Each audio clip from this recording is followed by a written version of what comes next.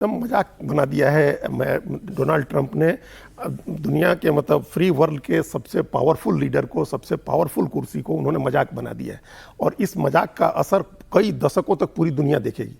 ये जो ट्रंप ने किया है अमेरिका के साथ, अमेरिका एक सुपर पावर था, एक रिस्पॉन्सिबल सुपर पावर माना जाता था उसको उसने इतना इररिस्पॉन्सिबल बना दिया है इस तरह की बातें करके। वो अभी ये आखिरी बार जब युद्ध विराम हुआ था उसके ठीक पहले भी उन्होंने यही पोस्ट लिखी थी कि आज रात सभ्यता का अंत हो जाएगा और अगले दिन युद्ध विराम की घोषणा कर दी थी। और वो जिस तस्वीर को भी उन्होंने साथ में पोस्ट किया है, ऐसा लग रहा है कि कुछ बहुत बड़ा हमला करने की तैयारी में है। देखिए अब इसमें क्या है, न्यूक्लियर वॉर होगी। वो इस तरह की चीजें पोस्ट करते हैं। अभी 2-3 खबरें आई हैं ऐसी। उन्होंने एक तो नेतन्याहू के साथ जो उनका झगड़ा है, जो उनका मतभेद है, उसकी खबर भी आ गई कि नेतन्याहू चाहते हैं कि ईरान के खिलाफ लड़ाई जारी रहे, ट्रंप चाहते हैं कि इसको खत्म करें, हम लोग वार्ता करके इस बात को निपटाएं।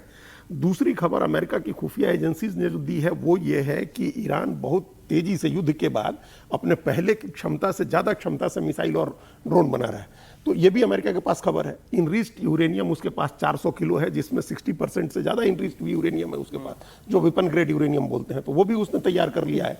तो ये तय मानिए कि ऐसी स्थिति में उसके पास हथियार तैयार है। इनरिच्ड यूरेनियम में हथियार बनाने का अमेरिका अटैक नहीं कर सकता है। अगर वो अटैक, और इस तरह का अटैक जो कह रहे हैं कि हम सभ्यता नष्ट कर देंगे, उस अटैक की बात तो एक मजाक है। इस तरह का कोई अटैक नहीं होगा। अभी इनके बारे में खबर आई थी कि 5 महीने में इनका परिवार 2700 ट्रेडिंग किया है, जिसमें 800 करोड़ रुपए की कमाई हुई है। करोड़ों तो की ये कमाई रोज आप शेयर मार्केट गिरवाते हैं, उठाते हैं, खरीद कराते हैं, क्रिप्टो करेंसी करते हैं। नहीं तो वो अपने फैमिली की तो पॉकेट भर रहे हैं। बिल्कुल, उसी अपने दोस्तों के भी, अपनी फैमिली के, अपने दोस्तों के भी, अपने जो व्यापारिक साझेदार हैं उनको भी, आपने पाकिस्तान में जिन लोगों को व्यापारिक साझेदार बनाया है उन लोगों को भी, आप सबका आपने बिजनेस बना दिया। जंग को, वॉर को आपने एक बिजनेस बना दिया।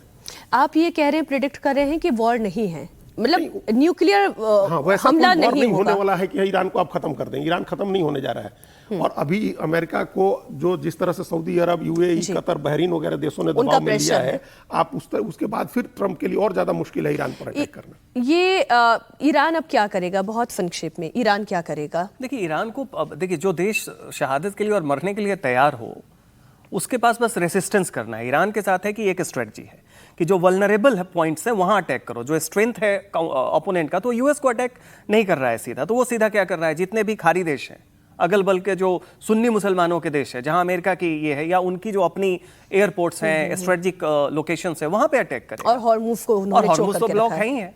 देखिए इसमें एक बात है, 1987 में इनकी एक ऑटोबायोग्राफी है जो लिखवाई गई होगी। उसमें ट्रंप लिखते हैं the art of deal making. उसमें लिखते हैं कि डील मेकिंग मैं किक के लिए करता हूं, और उसमें स्ट्रेटजी क्या है कि हमेशा लगातार अनिश्चितता बनाए रखो। रियल एस्टेट में इन्होंने यही किया।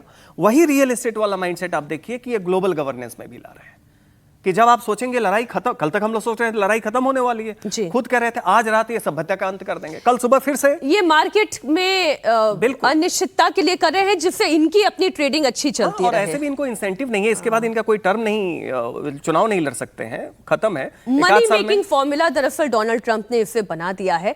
आज दमदार 10 में इतना ही, इसी नोट पर खत्म करते हैं। बहुत शुक्रिया सचिन जी आपका भी, अजीत जी आपका भी हमारे साथ जुड़ने के लिए।